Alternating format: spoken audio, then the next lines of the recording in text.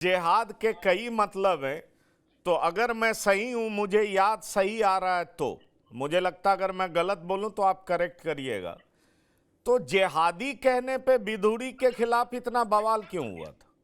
जिहाद के अगर इतने व्यापक मायने हैं और अच्छे मायने भी हैं, तो फिर मेरे नजर में तो जिहादी डेरोगेटरी है। अब उसको कुछ लोग सही कहने की कोशिश करते हैं, जैसे सबसे पहले मुशर्रफ साहब ने की थी कि गरीबी के खिलाफ करो तो फलाने के खिलाफ करो। लेकिन सारे दुनिया में जो बगावत लड़ाई है उसको जिहाद ही तो कहा जाता है। हमारे कुछ कम्युनिस्ट फ्रेंड इस देश में खाली जिहादी नहीं बोला इसको पंकज भाई, इसको और भी शब्द एक थे। रेशनलाइज करने की कोशिश करते हैं।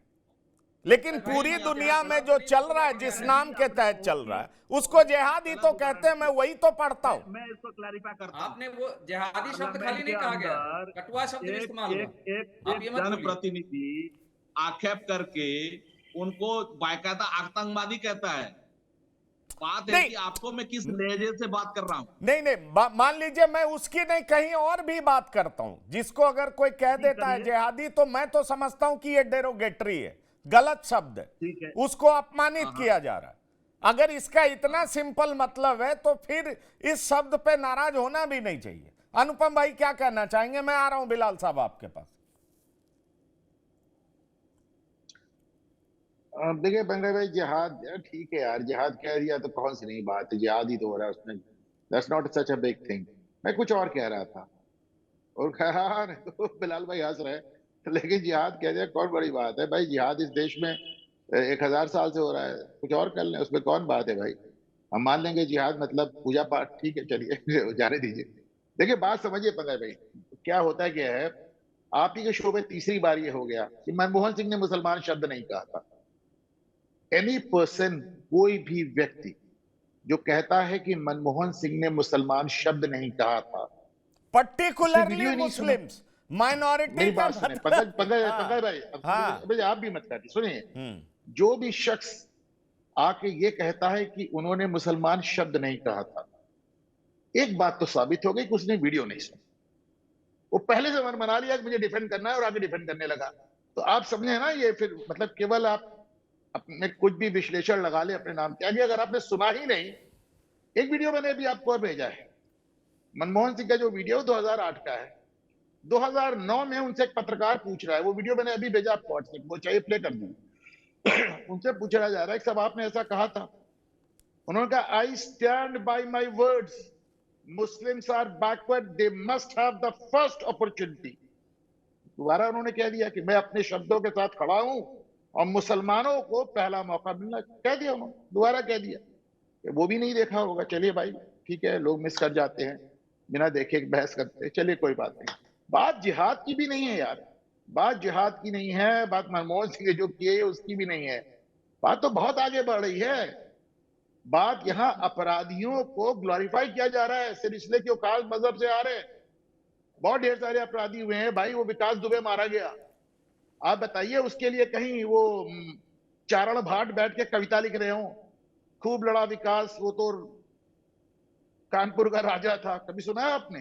पर आप सुन रहे हैं कि बच्चा बच्चा चीख रहा है मैं मुख्तार अंसारी हूं, पार्लियामेंट में सुन रहे हैं। सदियों तक कोई अतीक अहमद नहीं होगा। मुख्तार अंसारी मतलब चंद्रशेखर आजाद, मतलब भगत सिंह, शहाबुद्दीन मतलब साहेब। मतलब आप सोचिए, अब एक जिद है कि नहीं साहब, आप ये कहेंगे तो हम वो कहेंगे, आप वो कहेंगे तो हम वो कहेंगे, उसका तो कोई अंत नहीं है ना। कि साहब पहले प्रधानमंत्री मोदी ने, अरे पहले प्रधानमंत्री मोदी ने कहा था मुस्लिम वोट बैंक बनाओ, 70 साल से बना रहे हैं मुस्लिम वोट बैंक। मोदी ने जाके जिन्ना से कहा था अलग मुल्क बना लो। मोदी ने जाके सर सैयद से कहा था कि वो स्पीच दो 1885 की मेरठ में और लखनऊ में। मोदी ने कहा था इकबाल से कह दो कि अपना शेर बदल दें, सारे जहां से अच्छा पूरी अपनी नजम ही बदल दें और कह दें मुस्लिम है हम, वतन वतन है सारा जहां हमारा। नहीं, हर चीज मोदी मोदी। देखिए मैं हमेशा कहता हूं, मोदी ध्रुवीकरण नहीं लाया, ध्रुवीकरण मोदी लाया है। मोदी ध्रुवीकरण नहीं लाए हैं। मोदी नेता कब हो गए? जब उन्होंने वो टोपी पहनने से इंकार कर दिया, लोगों ने कहा अरे वाह वाह वाह वाह वाह, एक आदमी है जो मुस्लिम टोपी नहीं पहनता है, नेता हिंदू हृदय सम्राट हो गए। तो ध्रुवीकरण पहले से था। मोदी वहां पहुंचे, लोगों ने हाथों हाथ ले लिया। तो ध्रुवीकरण मोदी नहीं ले गए, वो ध्रुवीकरण जमाने से चल रहा है, जमाने से चल रहा है। बाबरी मस्जिद मोदी गिराने नहीं गए थे, ध्रुवीकरण था इसलिए बाबरी मस्जिद गिराई गई। पाकिस्तान बनाने मोदी नहीं गए थे, ध्रुवीकरण था इसलिए। 2 नेशन थ्योरी मोदी नहीं दिया, सर सैयद ने दिया 1885 मेरठ स्पीच में, लखनऊ स्पीच में। तो ऐसे ऐसे उन्होंने कहा तो मतलब चलिए, उसका कोई मतलब नहीं। देखिए मोटी सी बात यह है, मुस्लिम वोट बैंक, किसी आदमी ने अगर अखबार पढ़ना बचपन से शुरू हुआ क्या होगा, तो इन 3 लफ्जों को ऐसा नहीं हो सकता कि हफ्ते में एक बार वो ना पढ़ता हो। 37% हिंदू वोट बैंक पड़ गया तो हाहाकार मच गया साहब। भैया तो बनना ही था ना, बनना ही था। हम नहीं कह रहे अच्छा हुआ बुरा हुआ, दिन रात 24 घंटे सीना पीटोगे मुस्लिम वोट बैंक, मुस्लिम वोट बैंक, मुस्लिम वोट बैंक, मुसलमान विभाजित ना हो, मुसलमान विभाजित ना हो, बन गया हिंदू वोट बैंक बन गया। कौन सी बड़ी बात हो गई? अभी कोई कहा कि भाई वो माई की बात हो रही थी, खास जाति की बात हो रही थी, यादव जाति की बात हो रही थी, हुई ना, बहुत यादव जाति की बात हुई, लालू यादव ने किया, अखिलेश यादव, मुलायम यादव ने किया, हुआ क्या? Non Yadav OBC vote bank बन गया, गैर यादव पिछड़ा वोट बैंक बन गया। करिए अब आप यादव की बात, बन गया आपका पूरा पूरा पूरा। आप देखिए वो चाहे वो नीतीश कुमार हो, चाहे उत्तर प्रदेश में भाजपा हो, चाहे बसपा हो, सबने मिलकर यादवों को छोड़ के बाकी है कि दूसरा वोट बैंक बन गया। मुस्लिम वोट बैंक कह रहे थे, हिंदू वोट बैंक बन गया। देखिए एक मोटी सी बात समझ लीजिए कि अभी कितना भी आप बहलाइए, फुसलाइए, झुटलाइए, सफा झूठ बोल दीजिए कि किसी ने कुछ नहीं कहा, सब झूठ है, वीडियो सामने देख के मुकर जाइए, लेकिन हकीकत यह है ना कि अभी भी एक बहुत बड़ी संख्या में लोग हैं जो इनको अब जो अपने को बरगलाए जाने के लिए तैयार नहीं। बरगला लिया जितना बरगलाना था। पंकज भाई, मुझे लगता है बिलाल भाई कुछ कहना चाह रहे थे, उस समय से हाथ उठा रहे हैं।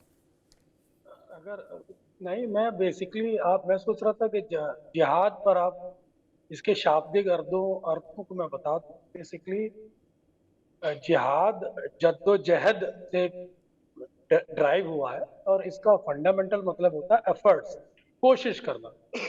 और ये इसका एक बेसिकली अरबिक वर्ड है और जद्दोजहद अपना आप एक पर्शियन वर्ड है जो बाद के अंदर उर्दू में आके अडॉप्ट हो गया। और ये एक ऐसा वर्ड है जिसका एक पॉलिटिकल नैरेटिव के कॉन्टेक्स्ट में इस वर्ड को एक्सप्लॉइट किया गया है और इसके एक लार्जर डायमेंशन है। तो कुल मिलाकर देखिए, डिबेट को हम टू द पॉइंट आ जाते हैं जिस पर आपने डिबेट रखी, क्योंकि मैं देख रहा था कि डिबेट ड्रेल कर रही है, टॉपिक से हट रही है। तो बग्गा साहब ने जो बात कही थी, बहुत अच्छे पॉइंट उठाए, सुधांशु ने भी बहुत अच्छे पॉइंट उठाए। और देखिए, मैं ये कहना चाह रहा था कि आपके गुनाहों की सजा मैं क्यों भुगतूं। मेरा पॉइंट आर्गुमेंट ये है कि साहब आप मरियम खान ने कोई गलती की है, उसकी सजा सलमान खुर्शीद क्यों भुगतें। तो अगर आप इस फंडामेंटल को मानते हैं तो फिर मैं बेसिकली एक टू द पॉइंट मैं इसलिए आर्गुमेंट कर रहा हूं। तो फिर विपक्ष का वो आर्गुमेंट भी ठीक हो जाता है कि साहब जो देव गौड़ा के पोते ने जो हरकतें की हैं उसकी जिम्मेदार वो प्रधानमंत्री नरेंद्र मोदी को ठहरा दी थी, क्योंकि वो भी उनके पक्ष मंच पर खड़े हुए पक्ष में वोट मांग रहे थे। तो मैं इस चीज में बिलीव नहीं करता, किसी के गुनाहों की सजा किसी को नहीं देनी चाहिए। हाँ, सलमान खुर्शीद से उस समय कुछ पूछा गया होता, सलमान खुर्शीद ने कुछ ऐसा रिएक्शन दिया होता, या सलमान खुर्शीद ने रिएक्शन ना दिया होता, या सलमान खुर्शीद ने कुछ ऐसा कंट्रोवर्शियल रिएक्शन दे दिया होता, तब एक डिबेट का एक एंगल बनता था। हालांकि ये एक दूसरे से रिलेट करने की अलग चीज है। मैं फंडामेंटल एक बात को फिर ये कह रहा हूं कि देखिए, चुनाव मुद्दों पर लड़ा जाना चाहिए। और जब बग्गा साहब ने कहा था कि हिंदू राष्ट्र वाली बात है, तो हिंदू राष्ट्र की जब आप बात करता है एक समाज, तो ये कहीं ना कहीं दलित समाज को भी चुभता है, ओबीसी समाज को भी चुभता है। उसके अधिकारों का संरक्षण के लिए वो लोग आवाज उठाते हैं। वो हिंदू समाज को कहीं ना कहीं सनातन ब्राह्मणवादी विचारधारा से जोड़ के देखते हैं। तो बहुत सारे डायनेमिक्स हो सकते हैं। तो नहीं, कुल नहीं, मिलाकर देखिए, ये कहना देखिए, चाहिए वो इन चीजों से एक चीज मैं इसका जवाब दे देना चाहता हूँ। वो मैं इसका जवाब दे देना चाहता हूँ। देखिए, इस डायनेमिक्स में राम नारायण मंडल भी फंसे थे, पाकिस्तानी सिटीजनशिप ले लिया था, उनको लगा था कि यहां बड़े बराबर की बात होगी, और उनका रोता हुआ चिट्ठी अगर आपने नहीं पढ़ी हो तो मैं आपको भेज दूंगा, ठीक है। तो ये अगर जो दलित इस बात के लिए रो रहे हैं, तो जम्मू कश्मीर में दलित को इतने सालों से बहुत कुछ नहीं मिल रहा था, उन्होंने कभी उसके लिए नहीं रोया। ये प्योर पॉलिटिक्स है और कुछ नहीं। ये बहुत सारी डायनेमिक्स हैं। हाँ, वही मैं कह रहा हूँ, ये प्योर पॉलिटिक्स है। डायनेमिक्स को खोल रहा हूँ पंकज भाई। हाँ। मैं व्यक्तिगत कोई आर्गुमेंट नहीं कर रहा। मैंने बिलाल भाई यही कहा कि जैसे लोग हिंदुत्व का मतलब मैं कोई आर्गुमेंट नहीं कर रहा। मैंने तो काउंटर एक लॉजिकल बात कही है। मैं इसीलिए कहा कि हिंदुत्व का व्यापक मतलब कुछ भी होता हो, लेकिन अगर हिंदुत्व नाम से किसी को डर लगता हो तो सवाल यह उठता है कि जरूर एक बार सोचना पड़ेगा। जिहाद का मतलब कितना भी कोई समझा दे, पूरी दुनिया में बम से उड़ाने वाला, चलाने वाला, मारने वाला, पता नहीं दुनिया में टेररिज्म का मतलब ही जिहाद होता है। शाब्दिक अर्थ जो भी होता हो, लेकिन उसका मतलब यही निकल करके आता है और वही बात समझ में आती है। हाँ, मैंने वही बताया कि परसेप्शन कुछ और है और इसके टर्मिनोलॉजी कुछ और है। रियलिटी कुछ और है, परसेप्शन बनाने की कोशिश कुछ और की जाती है। शाब्दिक अर्थ जो भी हो, लेकिन उस नाम पे पूरी दुनिया में रियलिटी यही है। ऑफ कोर्स, देखिए हर आदमी सिचुएशंस को एक्सप्लॉइट करता है पंकज भाई, तो पॉलिटिकल सिचुएशंस को लोग एक्सप्लॉइट करते हैं, तो ये दिस इज नो पॉइंट। लेकिन मैं आपको ये बता रहा हूं कि ये सारे बयानात जो कंट्रोवर्सी खड़े करते हैं लोकतंत्र के अंदर, ये लोकतंत्र के अंदर जो व्यवहारिक मुद्दे हैं, प्रासंगिक मुद्दे हैं, उससे लोकतंत्र को डाइवर्ट करते हैं। जिन मुद्दों पर वोट पड़ना चाहिए वो हमारी प्रासंगिकता, वो प्रायोरिटी होना चाहिए। अगर आप थोड़ा कंजर्वेटिव, आपको मालूम है कि मैं कभी भी हिंदू मुस्लिम का पक्षधर नहीं रहता, कभी मैं हिंदू विरोध नहीं रहा हूं। मैं तो माइनॉरिटी को भी क्रिटिसाइज करता हूं, सांप्रदायिकता हिंदू की तरफ से हो चाहे अल्पसंख्यक, दोनों तरफ को क्रिटिसाइज करता हूं। मैंने तो ये बात कही थी कि जो पॉइंट्स हैं इसके डायनेमिक्स बहुत सारी खुलती हैं और हमें ऑब्जेक्टिव होके सोचना चाहिए, कंजर्वेटिव होके नहीं सोचना चाहिए, क्योंकि जब पॉलिटिकल डिस्कशन हो रहा है तो इसके सभी पहलू पर जिक्र होना चाहिए, हमें वैकल्पिक होके सोचना चाहिए। नहीं, बिल्कुल। अनुपम जी, आप कुछ कहना चाह रहे थे, फिर मैं प्रोफेसर सुधांशु जी के पास जाऊंगा। आप कुछ हाथ उठा रहे थे। ये मैं यही कह रहा था कि जहां पे जय श्री राम को आतंकवादी नारा बताया जाता है, वहां जिहाद को समझाया जा रहा है। जहां पे हिंदू और हिंदुत्व में अंतर बताया जाता है, वहां जिहाद को समझाया जा रहा है। जहां बिलाल साहब सनातनी के आगे ब्राह्मणवादी व्यवस्था लगाते हैं, वहां जिहाद को समझाया जा रहा है। जहां सनातन को सिरे से खत्म कर देने की बात की जाती है, वहां जिहाद की मीनिंग बताई जा रही है।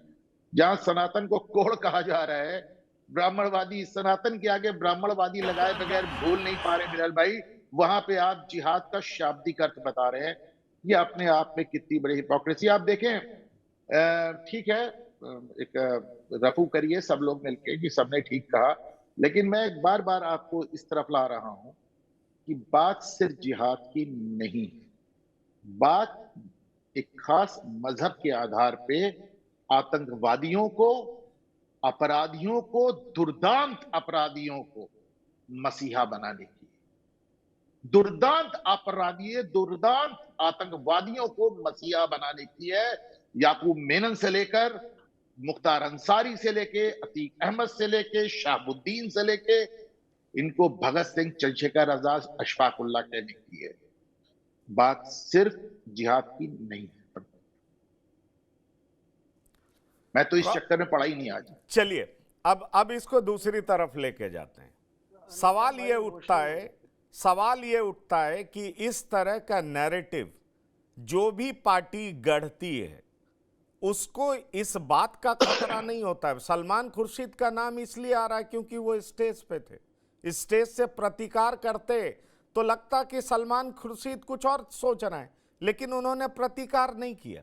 सवाल ये उठता है कि इस तरह के नैरेटिव से क्या कांग्रेस को फायदा होगा, समाजवादी पार्टी को फायदा होगा या नुकसान होगा? खास तौर पर तब जब खुद अखिलेश यादव मुस्लिम्स का वोट तो चाहते हैं, लेकिन उनसे जुड़े हुए मसले, उनसे जुड़े हुए मुद्दों को लेकर के बेहद सावधान रहते हैं। वो नमाज को प्रार्थना कहते हैं। अब चलिए, कहने का मतलब एक ही हो सकता है, वो प्रार्थना ही है, लेकिन लिखने में बड़े वो रहते हैं कि वो उनकी टैगिंग ना हो जाए। ऐसे में सवाल उठता है कि ये क्या पॉलिटिकली फायदा पहुंचा सकता है प्रोफेसर सुधांशु, या इस तरह के बयान से सिर्फ और सिर्फ नुकसान ही होगा?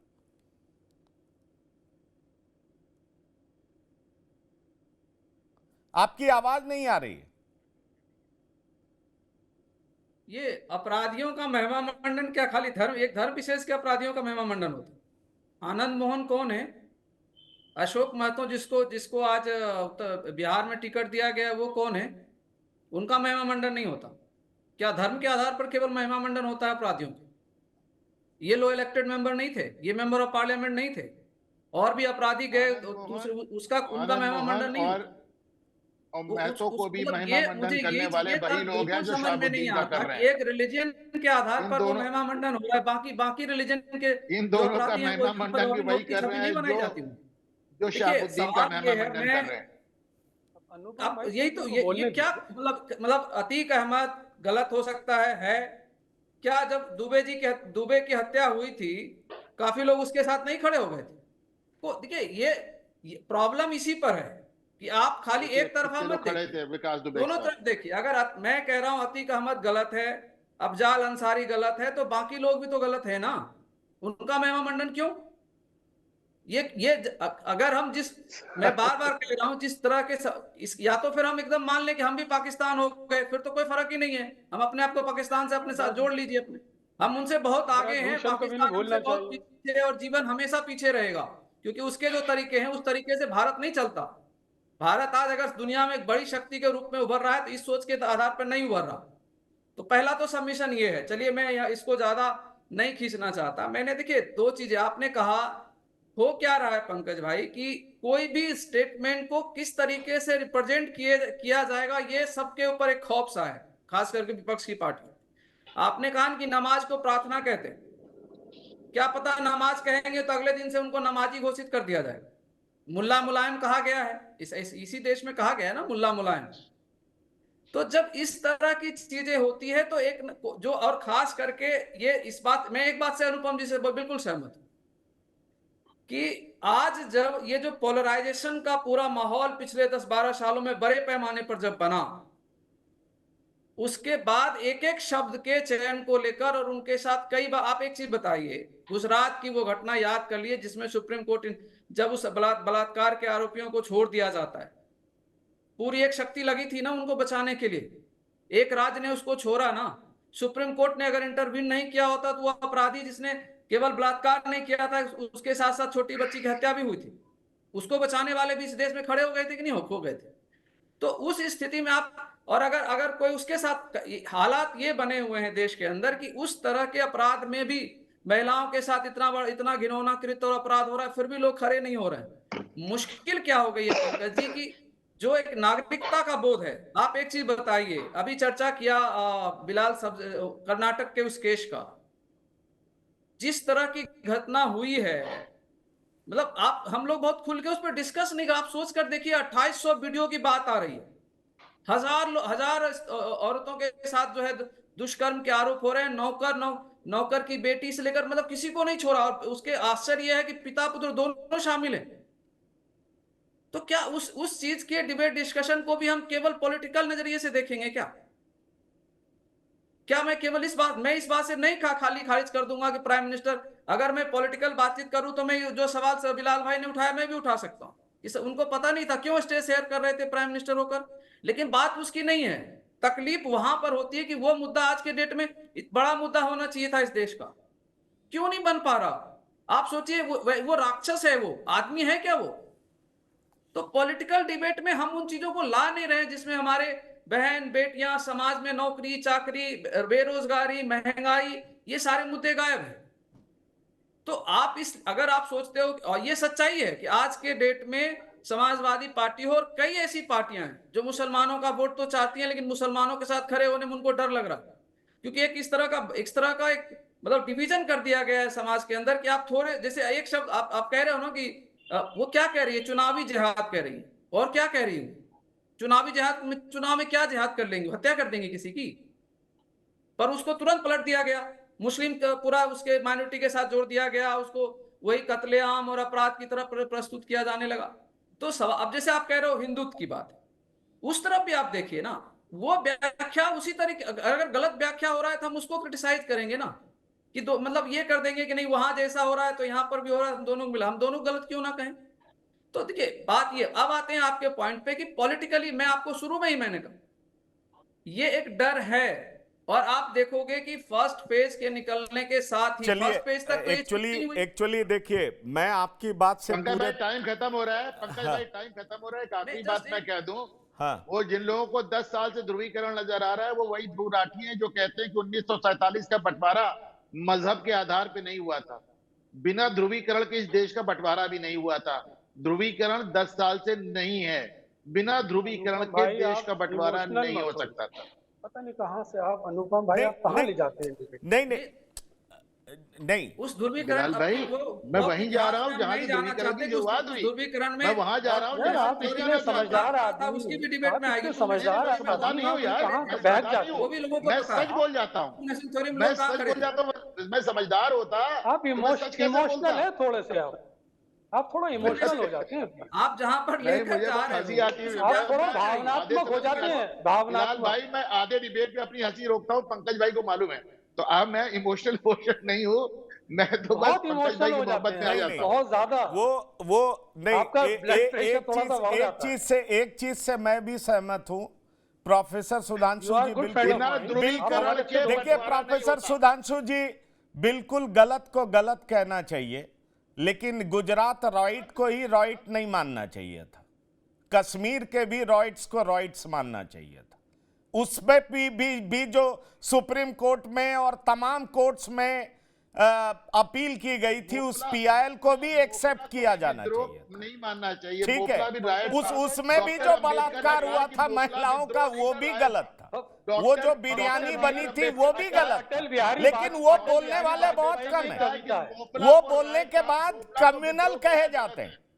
गुजरात भी गलत है, वो भी गलत है, लेकिन ये दोनों बातें जब से नहीं हुई, ये बातें, ये जो देखने का चश्मा है ना, वो बड़ा अद्भुत है। इसीलिए लोगों को लगता है, आप इमोशनल हो जाते हैं। नहीं, अरे कमाल है, अब गुजरात में इमोशनल हो गए और वहां आपको नहीं कह रहा प्रैक्टिकल हो जाए। मैं अनुपम भाई को कह रहा हूं, वही कह रहा हूं, जब गलत को गलत नहीं कहने की प्रथा कब से शुरू हुई है, इसकी गलत को गलत कहना इमोशनल होना है, ठीक है। इसकी जब हम डीप एनालिसिस करते हैं तो समझ में आता है कि हमसे कहां चूक हुई, कहां गलती हुई। बहरहाल, जिस भी शब्द का, मैं इसीलिए कहा कि जब आप श्री राम बोलते हैं, जब तक इसका अच्छा मतलब निकलता हो तो जरूर बोलिए, लेकिन अगर आपके श्री राम बोलने से किसी को डर लगता हो तो निश्चित तौर पर एक बार सोचना चाहिए। मैं तो इस बात पर भरोसा रखता हूं,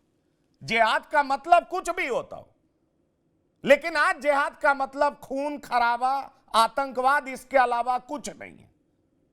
और जो इसका साफ मतलब समझाने की कोशिश करते हैं, तो मुझे लगता है वो बहुत पीछे छूट गए हैं, वो केवल किताबी बातें कर रहे हैं। क्योंकि पूरी दुनिया इसका उदाहरण, पूरी दुनिया इसका उदाहरण। मैं आपको यह कह सकता हूं, मैं जिस गांव से आता हूं वहां पे एक मुस्लिम गांव है और 24 हिंदुओं का गांव। वहां हिंदू मुस्लिम भी श्री राम सिया राम बोल करके ग्रीट करते हैं एक दूसरे को, लेकिन जब तक डर नहीं लगता था तब तक ठीक है। लेकिन एक ऐसा समय आया कि आप जय श्री राम बोलिए तो वो डरने लगे। अगर इस तरीके से आप डराते हैं, या अगर इस शब्द का मतलब डरावना होने लगा, तो निश्चित तौर पर सोचना चाहिए कि हम बोल क्या रहे हैं। ठीक उसी तरीके से यह भी सोचना चाहिए कि जिहाद का कितना भी मतलब जद्दोजहद, संघर्ष, तो हमने इंडिपेंडेंट इंडिया में कश्मीर में संघर्ष देखा है साहब। जिसने नहीं देखा हो, लेकिन मैं इमोशनल हो जाता हूं। मुझे गुजरात से पहले कश्मीर भी याद आता है कि वहां भी किस तरह की नृशंस हत्या, और इंडिपेंडेंट इंडिया का पहला उदाहरण है जहां 4 लाख लोग विस्थापित हुए। जिम्मेदारी जिसकी भी हो, और उसकी चर्चा हमने सालों तक नहीं की। क्यों नहीं की? क्योंकि शायद वो जो एक टर्म है ना कि कौन सा लेजिटिमेसी चाहते थे, ये समझ से परे है। लेकिन गलत वो भी था, गलत गुजरात भी है, गलत शब्द है। पर ये वो लोग एक बार बोलने से पहले जरूर सोचें कि उनको कश्मीर गलत क्यों नहीं लगता था और गुजरात गलत क्यों लगता है। जब वो गलत और सही का बात करते हैं तो देश की जनता उनको सुनने को तैयार नहीं। इस डिबेट में इतना ही, हमने बहुत चर्चा किया। अब सवाल उठता है कि इस मुद्दे को बीजेपी कैसे भुनाती है पॉलिटिकली, वो देखने वाली बात होगी। लेकिन मुझे लगता है कि जो भी पार्टी इस तरह की बात करेगी उसका काउंटर पोलराइजेशन भी होगा और उसका नुकसान उसी पार्टी को होगा।